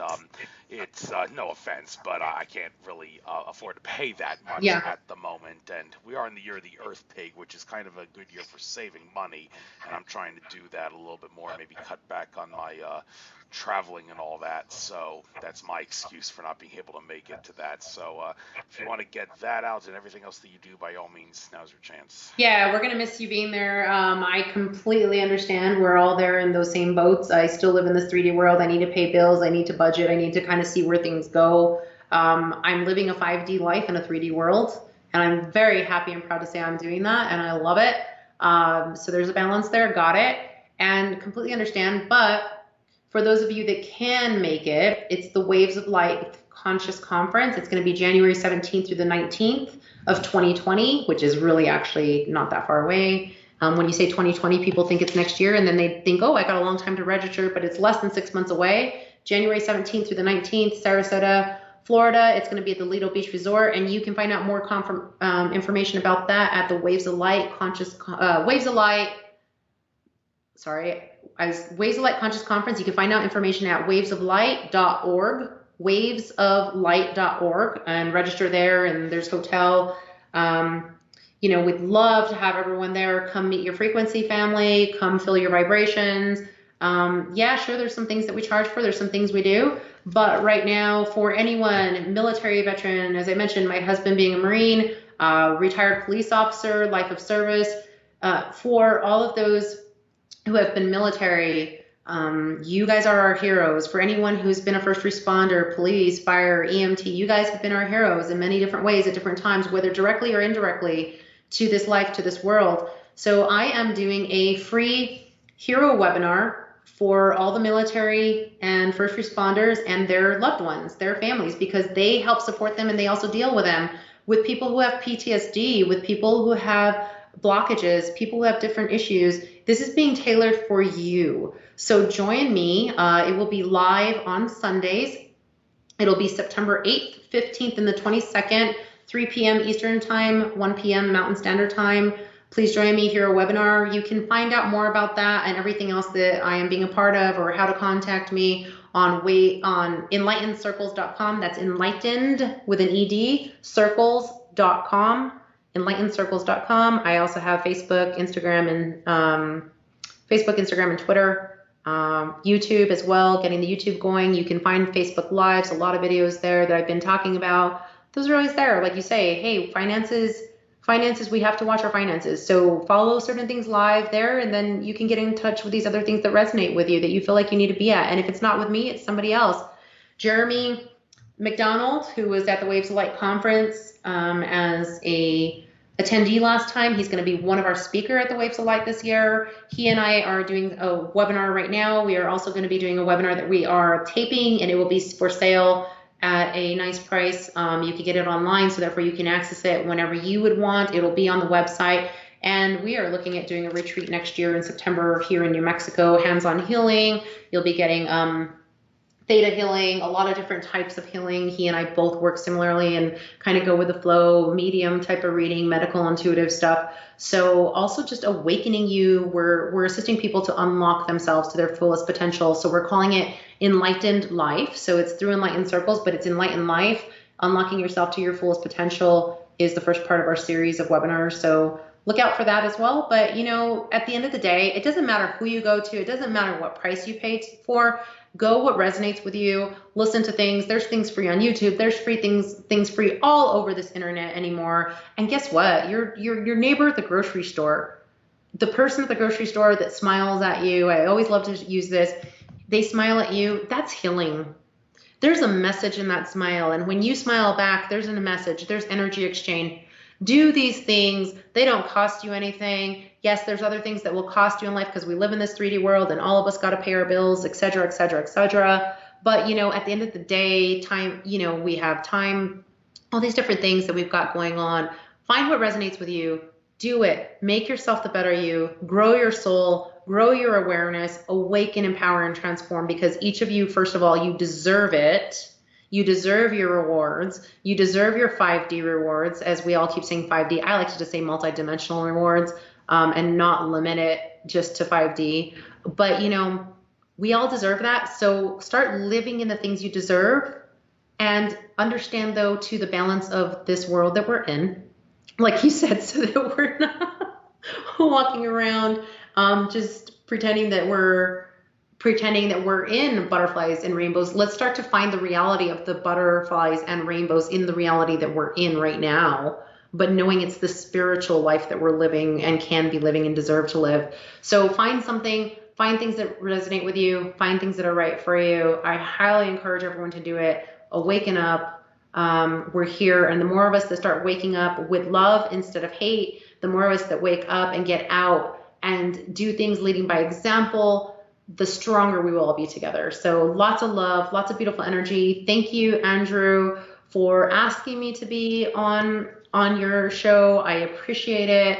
I have already mentioned that I was going to be on the show so that I can hopefully draw some more attention to all the beautiful work that you do and all the beautiful speakers that you have on the Nature of Reality show. I appreciate you. I honor you for doing this. It's not easy to get out there and do it and be interviewing people and trying to find people to come in that you think will resonate with your audience. So thank you, first of all, and to the show, as well as more so as well to all of your viewers, your listeners. Thank each of you guys for listening. Thank you for your time. And thank you for all the energy work that each one of you go do every single day that you've chosen to be here. I appreciate it. I honor it. Everything that you do is great, vibrates through me as well. So I thank you for that. And I'm always praying that I can honor everyone else in this world, in this universe. So I pray and honor that I can honor all you guys by doing great things in my life that go and cause that beautiful ripple in this universe and tsunami of light and waves that we all are. So lots of love to you guys. Andrew, thank you again. Really appreciate it. Lots of love to you. Very much so. And I'll upload this to YouTube by midnight tomorrow at the absolute latest. I'll post a link up. Hopefully, the fact that we did a 2-hour show will not be a problem. I know people do have lousy attention spans, and that's a shame because my audience would be a lot bigger if that was not the case. But that's the way the world works. So let's get this up, and by all means, spread it when I give it to you. And Will do. maybe I'll see you at a future conference. Take care. Pleasure having you on. This is a very Thanks. Blessings to you and keep going strong. keep going strong too. Thanks. Bye.